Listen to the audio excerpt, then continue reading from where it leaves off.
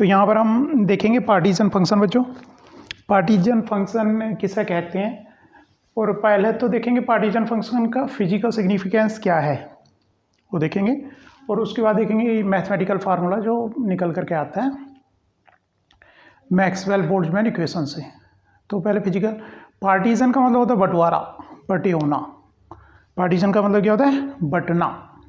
जैसे घर में दो भाई हैं उनका पार्टीशन होता है। तो यहाँ पर मोलिक्यूल्स जो हैं, जो पार्टिकल्स हैं, वो कितने में डिवाइडेड है ना। तो यहाँ पर मैंने डेफिनेशन लिखी है, पहले वो पढ़ता हूँ मैं। तो Q इसे डिनोट करते हैं, पार्टीशन फंक्शन को हम स्टैटिकल थर्मोडायनामिक्स में पढ़ते हैं Q से डिनोट करते हैं। तो ये हमसे कहता क्या है? Tell us the number of thermally accessible state at the temperature of interest. किसी पर्टिकुलर टेम्परेचर पर कितनी स्टेट जो है थर्मली एक्सेसिबल है, कितनी स्टेट थर्मली एक्सेसिबल है। कहने का मतलब जो पार्टिकल्स है कितनी स्टेट तक जा सकते हैं, कितनी स्टेट थर्मली एक्सेसिबल है।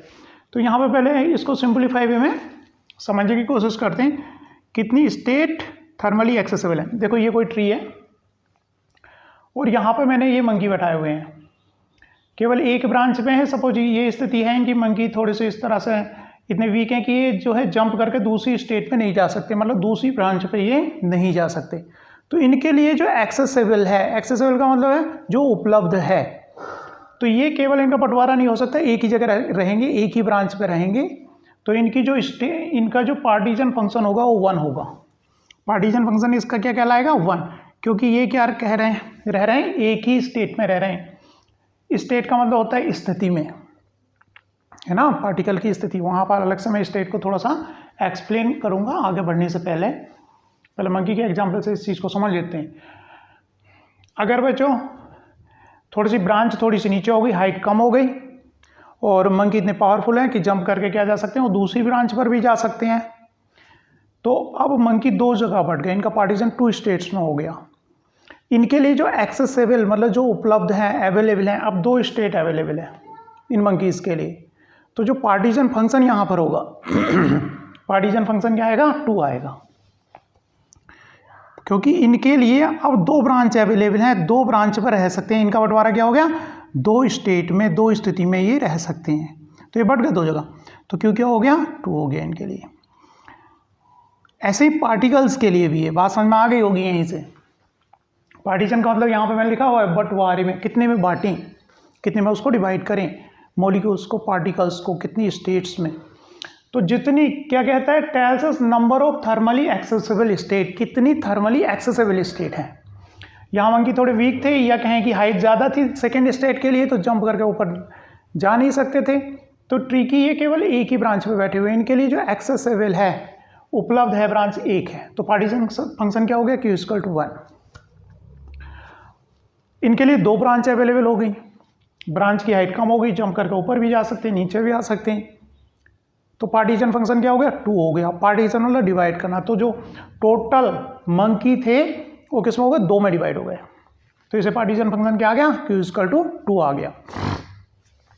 सपोज यहाँ पर सिचुएशन ये होती, ट्री में सेम हाइट में, एक ही हाइट में कई सारी ब्रांचेस होती हैं। यहाँ पर ये ऊपर नीचे लग रही है, मैं कह रहा हूँ कि एक ही हाइट पे डिफरेंट ब्रांचेस हैं, मतलब एनर्जी सेम है। तो ये चीज़ कहलाएगी जब हाइट इनकी बराबर है, यहाँ से जितनी हाइट इसकी है उतनी हाइट इसकी है। ये फिगर में थोड़ा सा ऊपर नीचे लग रहा है, मतलब ये बराबर है। इस तरह से हो गई 3 ब्रांचेस सेम हाइट की। जैसे मैंने 3 पेन लिए हुए हैं तो ये सेम हाइट में आ गए, है ना। तो मंकी के लिए क्या होगी? 3 एक्सेसिबल हो गई ग्राउंड स्टेट में। ये क्या कहलाती है? उसी हाइट पे उसी एनर्जी की 3 अलग अलग स्टेट हो गई। ये क्या कहलाती है? डीजनरेसी, है ना। ये चीज़ क्या कहलाएगी? डीजनरेसी। ये स्टेट भी अवेलेबल है, ये भी मंकी यहाँ भी आ सकता है। तो ये 3 एक ही हाइट की बनाई है। तो यहाँ पर अगर ये स्थिति होती तो पार्टीशन फंक्शन क्या हो जाता है इसका? इसकी डीजनरेसी के बराबर, जो कि हम G0 स्टेट में इस तरह G से डिनोट करते हैं डीजनरेसी को। ये G है और ये पार्टीशन फंक्शन है Q। Q क्या है? पार्टीशन फंक्शन, और G क्या है? डीजनरेसी। तो मंकी जो है यहाँ पर तीनों में डिवाइड हो सकते थे, तीनों ब्रांच पे बैठ सकते हैं, एक दूसरे में है ना, उसमें कितनी भी मतलब क्योंकि सेम हाइट में है तो उन्हें ऊपर नीचे जंप करने की ज़रूरत नहीं है, तीनों एक्सेस से तीनों ब्रांच एक्सेसिबल हो जाती है। तो ग्राउंड स्टेट में भी जो पार्टीजन फंक्शन हो जाता है किसके बराबर हो जाता है, बहुत लोअर टेम्परेचर पे कि पार्टिकल ऊपर ना जा सकें तो डीजनरेसी के बराबर हो जाता है। तो मोटे मोटे तौर पे ये बात समझ में आई होगी कि इस बात का क्या मतलब है, Q tell us the number of thermally accessible state, कितनी स्टेट थर्मली एक्सेसिबल है। थर्मली मतलब यहाँ तो ये बंदरों को एनर्जी जंप करने के लिए खाने होने से मिलती है, लेकिन मॉलिक्यूल को तो थर्मली एनर्जी मिलती है। एक स्टेट से ऊपर वाली स्टेट में मॉलिक्यूल क्या कैसे जंप करेंगे, जब उनको थर्मली मतलब हीट मिलेगी। तो ये तो यहाँ पर स्टेट मंकी की थी, यहाँ जो मॉलिक्यूल्स होते हैं उनकी स्टेट का क्या मतलब है। जैसे कोई चैम्बर है, इसके अंदर गैस मॉलिक्यूल भरे हुए हैं, तो जैसे कि इससे पहले लेक्चर्स में हमने स्टैटिकल थर्मोडायनेमिक्स में बात की है कि सबकी एनर्जी सेम नहीं होगी, कुछ की कम होगी कुछ की ज़्यादा होगी। तो एनर्जी जो है इनकम के हिसाब से हमने देखा था, जैसे इंडिया के अंदर पीपल हैं उनकी एनर्जी कुछ 1 लाख पर इनकम है, कुछ 2 लाख पर, मतलब क्वांटाइजेशन। तो इनकी एनर्जी कुछ क्या है E0 पर है, कुछ वो E1 पर हो सकते हैं, कुछ E2 पर हो सकते हैं, है ना। तो ये कहलाएंगे स्टेट, इस एनर्जी लेवल पर है, सबकी एनर्जी यहाँ पर है या फिर यहाँ पर है या फिर यहाँ पर है। तो ये जो बन रही है मतलब इनकी एनर्जी सबकी सेम नहीं है, और एनर्जी लेवल क्या कह रहे हैं हम, क्वांटाइज कह रहे हैं। तो ये कहला रहे हैं स्टेट, ये क्या कहला रही हैं, स्टेट कहला रही हैं।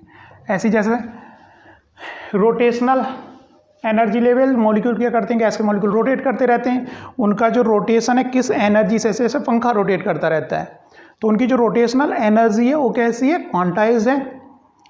जैसे पंखे के अंदर क्या होता है, कितनी स्पीड से हम घुमा रहे हैं, क्वांटाइजेशन होता है उसमें, है ना, रेगुलेटर के अंदर। ऐसे जो घूम रहे हैं उनके एनर्जी लेवल्स हैं ये, तो ये रोटेशन के लिए एनर्जी लेवल्स हो गए। Molecule E0, E1, E2, E3 किस एनर्जी से वो रोटेट कर रहा है, किस एनर्जी से रोटेट कर रहा है। अगर ग्राउंड लेवल पे तो रोटेशन होता नहीं है, तो सारे के सारे बिल्कुल अगर थर्मल एनर्जी ले लें यहाँ से तो सारे के सारे कहाँ आ जाएंगे, ग्राउंड लेवल पर आ जाएंगे। अगर टेम्परेचर बढ़ा दें तो ऐसा हो गया जैसे पंखे की स्पीड बढ़ा दी हो तो उससे ऊपर वाली एनर्जी से रोटेट करने लगेंगे, और थर्मल एनर्जी देते हैं और। तो ये चीज़ कहला रही है स्टेट। और कौन सी स्टेट एक्सेसिबल की बात कर रहे हैं, पार्टीजन फंक्शन क्या होगा, अगर इतनी थर्मल एनर्जी है कि ये वाली स्टेट एक्सेसिबल है, मतलब यहाँ इस एनर्जी से भी रोटेशन हो सकता है, इस एनर्जी से भी रोटेशन हो सकता है, अगर यहाँ तक रोटेशन हो सकता है, 3 एनर्जी लेवल हो गए, तो पार्टीजन फंक्शन क्या होगा, Q = 3 होगा।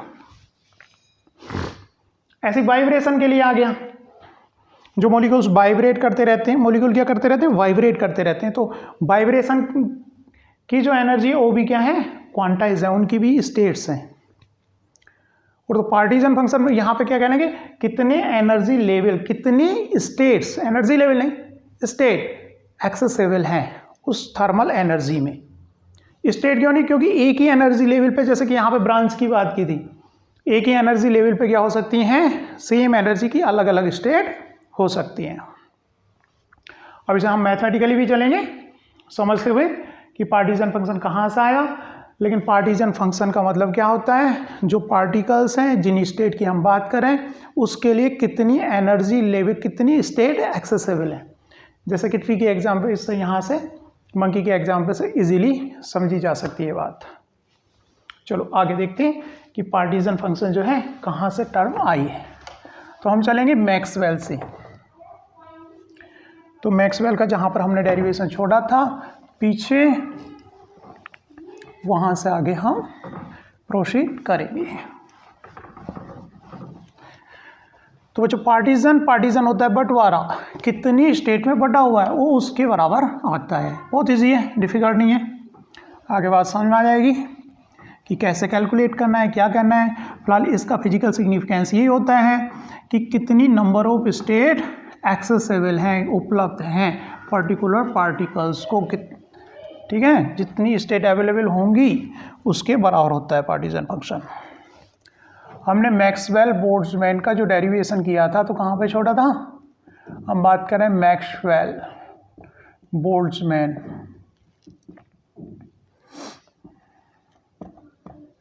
तो हमने ड्राइव किया था NI, number of particle in particular state, है ना।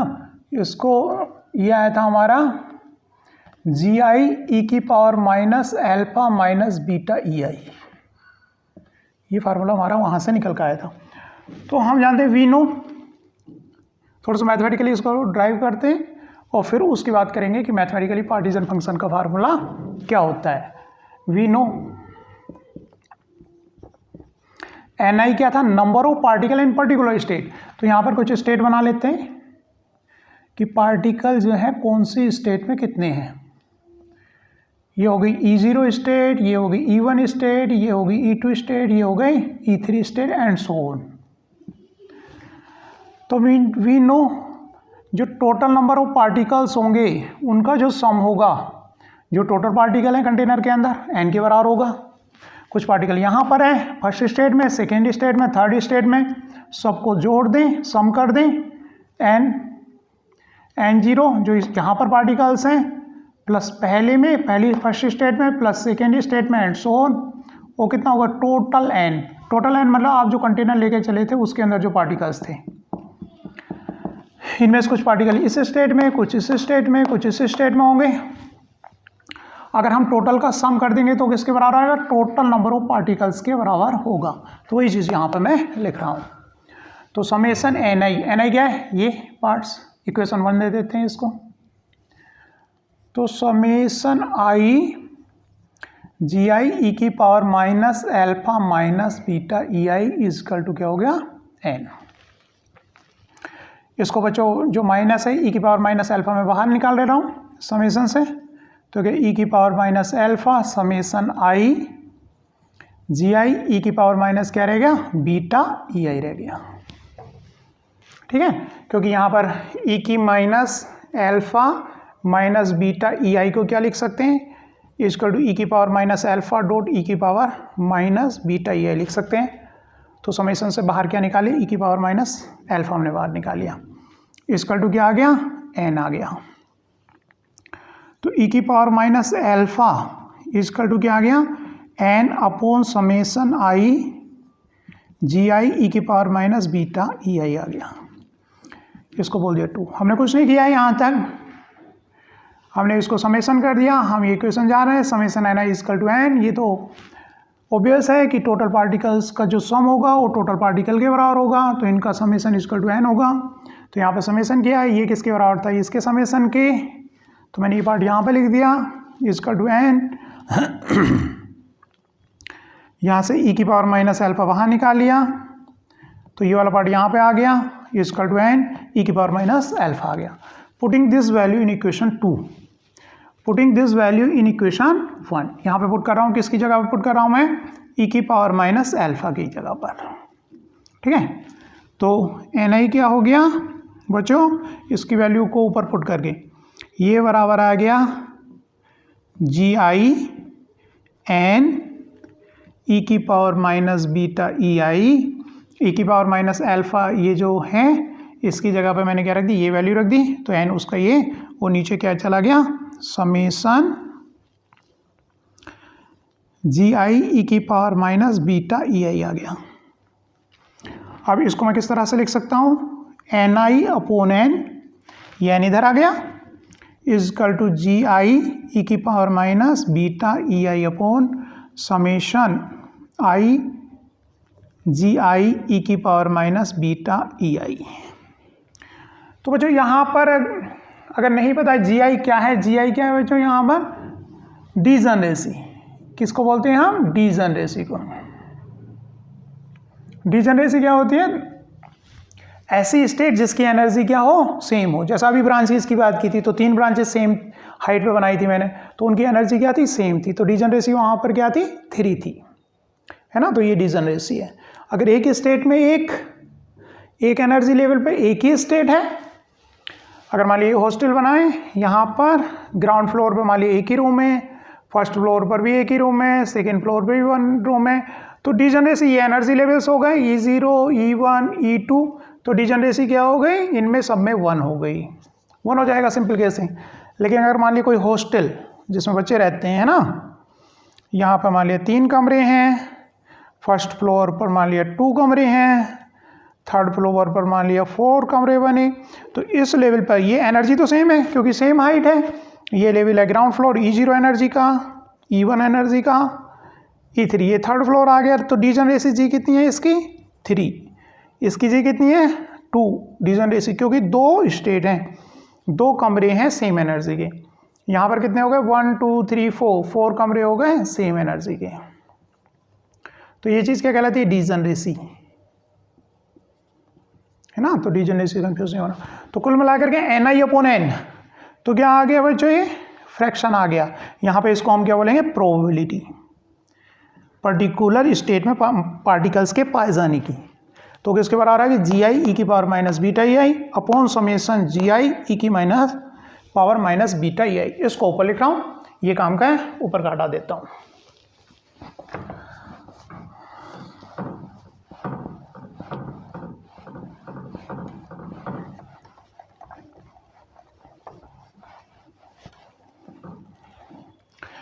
तो बच्चों यहाँ पर जो ये आया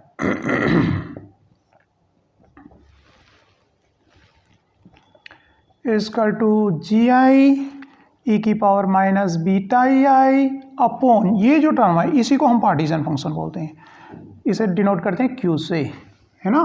तो Q equal to partition function क्या हो गया समेशन e⁻GI डिजनरेसी, अगर 1 नहीं मान के चल रहे हो उसको, अगर स्टेट जो 1 नहीं है GI e⁻⁻βEi। एक चीज़ और, बीटा यहाँ पर क्या है, बीटा बाद में हम ड्राइव भी करेंगे, बीटा इक्वल टू 1/kT निकल करके आता है, इसको ध्यान रखो। बीटा जो यहाँ पर ये जो कांस्टेंट है बीटा, बीटा क्या निकल कर आता है 1/kT। के क्या है यहाँ पर बोल्ट्जमैन कांस्टेंट है, टी क्या है यहाँ पर टेम्परेचर है। तो पार्टीशन फंक्शन कुल मिलाकर के क्या निकल गया Q equal to summation GI e⁻⁻βEi। फिलहाल GI में यहाँ पर कह दो कि डिजनरेसी, हम सिंपल केस ले रहे हैं यहाँ पर, GI इक्वल टू हर एनर्जी लेवल में सपोज 1 है ना। तो Q ऐसा सिंप्लीफाई करने के लिए, तो Q इक्वल टू क्या हो गया बच्चों e⁻⁻βE0 plus e⁻⁻βE1 e⁻⁻βE2 plus and so on. Summation को मैंने खोल दिया यहाँ पर, तो इसको इस तरह से लिख सकते हैं। और एक चीज़ यहाँ पे याद रखो, स्टैटिकल थर्मोडायनेमिक्स में जो सबसे नीचे वाला लेवल होता है उसकी एनर्जी हम 0 कंसीडर करते हैं। अगर टोटल एनर्जी माननी होगी तो उसकी एनर्जी हमें कहीं भी ऐड करनी होगी। मान लिया एनर्जी लेवल यहाँ से स्टार्ट हुए, तो इस by convention E0 is equal to 0 मानते हैं, और इसके कंपैरेटिवली हम ऊपर वाली एनर्जी कंसीडर करते हैं। E0 क्या मानते हैं हम, जो भी ग्राउंड स्टेट लेवल है, तो ये चीज़ याद रखनी है, ग्राउंड स्टेट लेवल की एनर्जी को बाई कन्वेंशन हम 0 मानते हैं। तो यहाँ पर क्योंकि E0 हो गया 0, तो बच्चों e⁻⁻0, किसी की भी पावर 0 हो तो क्या होता है 1 होता है, किसी की पावर 0 हो तो क्या होता है 1 होता है। और बीटा क्या है यहाँ पर 1/kT। तो बच्चों पहले लेवल की एनर्जी तो हम 0 मान रहे हैं, तो क्या हो गया पहली टर्म क्या होगी हमेशा 1 रहेगी, पहली टर्म हमेशा 1 हो गई, क्योंकि पहले लेवल की एनर्जी क्या मान रहे हैं हम by convention E0 equal to 0 e⁻⁻βE1 plus e⁻⁻βE2 plus and so on. तो पार्टीशन फंक्शन Q अगर हमें कहीं निकालना है तो हमें क्या करना है बच्चों, 1 तो यहाँ पे है, पहले लेवल की जो एनर्जी है बहुत सारे हम यहाँ पे पार्टीशन फंक्शन निकालेंगे, लेकिन इसको बहुत ध्यान से देख लो। पार्टीशन फंक्शन Q क्या है, यहाँ पर केवल पहला जो एनर्जी लेवल है तो उसकी एनर्जी यहाँ E1 रख देना है, चाहे तो हम वाइब्रेशन की बात करें, चाहे हम रोटेशन की बात करेंगे, रोटेशन एनर्जी लेवल की, चाहे हम ट्रांसलेशनल एनर्जी लेवल्स की बात करेंगे। तो सारे आगे डेरिवेशन पार्टीशन फंक्शन निकालने के लिए सारे क्या हो जाएंगे सेम हो जाएंगे। आपको करना क्या होता है पार्टीशन फंक्शन निकालने के लिए, जो एनर्जी लेवल्स हैं उनकी एनर्जी यहाँ पर पुट करनी है, क्योंकि बीटा क्या होता है सब में, बीटा क्या है 1/kBT है, तो हमारा पार्टीशन फंक्शन क्या होता है निकल आता है। तो इसको ध्यान से देख लो, ये पार्टीशन फंक्शन का ये फार्मूला हो गया 1 प्लस है ना ई की पावर में eta beta E1 beta minus beta E2 plus and so. ठीक है, तो सपोज यहाँ पर हम देखते हैं जो बात पहले कर रहे थे, पार्टीजन फंक्शन का फिजिकल सिग्निफिकेंस क्या बताया था हमें। पार्टीजन फंक्शन बताता गया है कितनी नंबर ऑफ स्टेट एक्सेसिबल है एट पर्टिकुलर टेम्परेचर पर। ठीक है, तो यहाँ पर सपोज टेम्परेचर 0 है, टेम्परेचर क्या हो गया 0 है, तो टेम्परेचर 0 पे क्या होगा, क्योंकि बीटा क्या है यहाँ पर मैं बीटा को हटा करके इसकी वैल्यू लिख देता हूँ, थोड़ा सा इजी रहेगा देखने में। के टी, के का मतलब क्या है यहाँ बोल्ट्जमैन कांस्टेंट है ना, के बी टी लिख दो बोल्ट्जमैन कांस्टेंट। तो बच्चों टी इज इक्वल टू 0 पर ये सारी की सारी क्या हो जाएंगी, टर्म 0 हो जाएंगी। ई की power T is equal to 0 है, तो यहाँ पर क्या हो जाएगा ई की पावर माइनस E1 अपॉन के टी 0 है तो ये 0 हो गया, समथिंग 1 अपॉन 0 क्या हो जाती है इन्फिनिटी, तो ई की पावर माइनस इन्फिनिटी हो गया, तो ई की पावर माइनस इन्फिनिटी क्या होगा 0 होगा। तो ये जो बाकी सारी टर्म है ये टी इक्वल टू 0 पर क्या हो जाएंगी 0 हो जाएंगी, प्लस 0 है ना। तो पार्टीशन फंक्शन एट टेम्परेचर 0 पर क्या रहेगा हमेशा 1 रहेगा। कहने का मतलब ये सारे पार्टिकल्स इनमें थर्मल एनर्जी है नहीं, तो सारे के सारे कहाँ लाई करेंगे 0 स्टेट में लाई करेंगे। इनके लिए जो एक्सेसिबल एनर्जी स्टेट होगी केवल एक ही स्टेट अवेलेबल होगी। अगर यहाँ पर 0 लेवल पे एक से ज़्यादा स्टेट होती, जैसे कि यहाँ पर हमने हॉस्टल की बात की थी, तो उसके डीजनरेसी के बराबर हो जाता है ना। 0 लेवल मतलब पहले लेवल पर सारे मॉलिक्यूल आएंगे ही वहाँ, क्योंकि थर्मल एनर्जी तो क्या कहा टी इक्वल टू 0 पर। तो एक्सेसिबल स्टेट किसके बराबर होंगे, जो ग्राउंड लेवल पर जितने स्टेट्स अवेलेबल हैं। सपोज मैंने यहाँ पर कंसीडर सिंपल पे केस किया था कि डीजनरेसी 1 है, मतलब केवल एक ही स्टेट अवेलेबल है, तो पार्टीशन फंक्शन क्या आ गया 1 आ गया। अगर एट दूसरा कैसे देते हैं, टी बहुत ज़्यादा temperature T equal to infinity कर दिया, टी इक्वल टू इन्फिनिटी पे इसकी वैल्यू क्या होगी, ई आई अपॉन के टी की वैल्यू देख लेते हैं। टी इक्वल टू क्या रख रहा हूँ इन्फिनिटी रख रहा हूँ यहाँ पर, तो क्या आ गया ई आई अपॉन इन्फिनिटी हो गया। 1 अपॉन इन्फिनिटी क्या हो जाता है, किसी की 1 अपॉन इन्फिनिटी होता है बच्चों 0, तो किसी की पावर 0 क्या होता है 1। तो बच्चों पार्टीशन फंक्शन सारे at T equal to infinity पे, तो बाकी जो टर्म्स हैं पहली टर्म तो 1 ही रहती है, दूसरी टर्म सारी क्या हो जाएंगी टी इन्फिनिटी पे 1 1 हो जाएंगी। तो पार्टीशन फंक्शन कितना क्या हो जाएगा, जितनी नंबर ऑफ स्टेट अवेलेबल होंगी, यहाँ पर n स्टेट, जितनी भी स्टेट अवेलेबल होंगी उसके बराबर हो जाएगा ये। मतलब बहुत ज़्यादा टेम्परेचर होगा तो सबको थर्मल एनर्जी मिल गई, तो नंबर ऑफ स्टेट क्योंकि इनकी काइनेटिक एनर्जी क्या हो गई काफ़ी ज़्यादा हो गई, मतलब इनकी एनर्जी, तो ये सारी स्टेट जितनी भी उस पर्टिकुलर सिस्टम के अंदर स्टेट अवेलेबल होंगी सारी इनके लिए क्या हो जाएंगी वो एक्सेसिबल हो जाएंगी। तो जो पार्टीशन फंक्शन होगा किसके बराबर होगा, जितनी भी स्टेट अवेलेबल है। सपोज इन्फिनिटी, अगर पार्टीशन स्टेट इन्फिनिटी स्टेट है सिस्टम के अंदर तो सारी की सारी एक्सेसिबल होंगी। ये जो मंकी है वो सारी की सारी पे जंप कर सकते हैं, उनके अंदर इतनी ताकत आ गई, तो पार्टीशन फंक्शन क्या होगा उसका इन्फिनिटी हो जाएगा। या कहें कि सिस्टम के अंदर कुछ फाइनाइट एनर्जी लेवल है तो सारे के सारे एक्सेसिबल है, तो पार्टीशन फंक्शन क्या हो जाएगा उसके लिए जितनी स्टेट अवेलेबल है नंबर ऑफ स्टेट। अगर वो जो टेम्परेचर मॉडरेट है फॉर मॉडरेट टेम्परेचर है ना तो इन्फिनिटी। थर्ड का ये फर्स्ट केस हो गया, ये हो गया second case, third case for moderate temperature.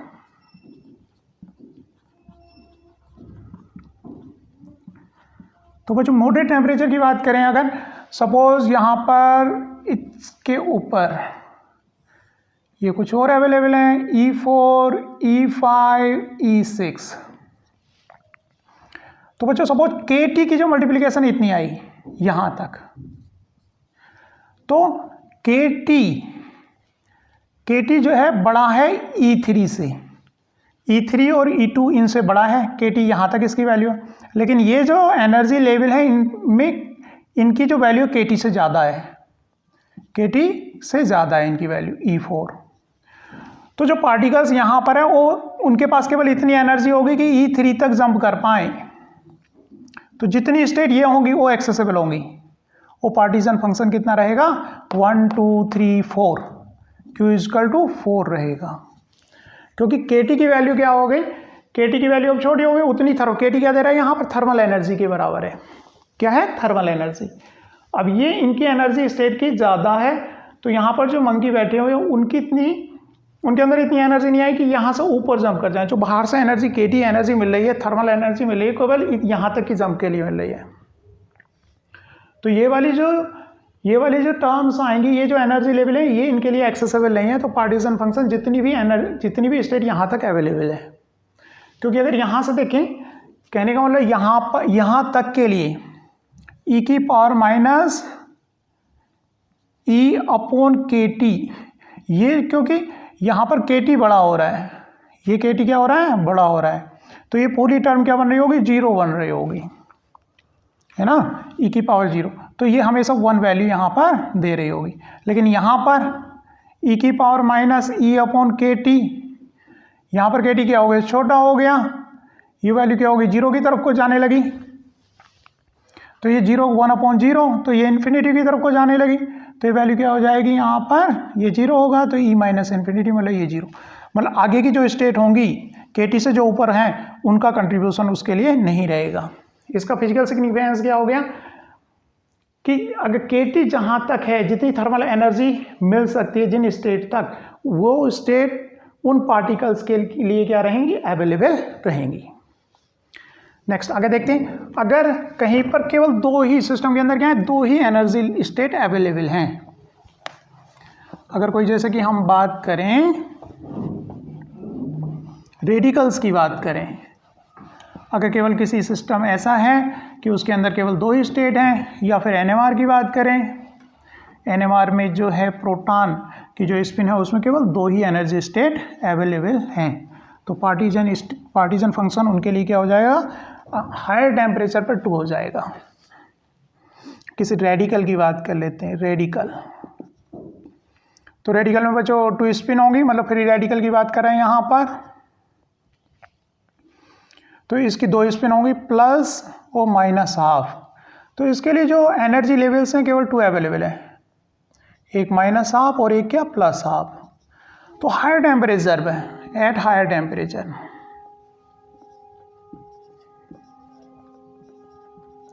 तो हायर टेम्परेचर क्यों मैक्सिमम कितना हो सकता है 2 हो सकता है ना, केवल 2, क्योंकि जितनी स्टेट है वो सारी की सारी अवेलेबल होंगी।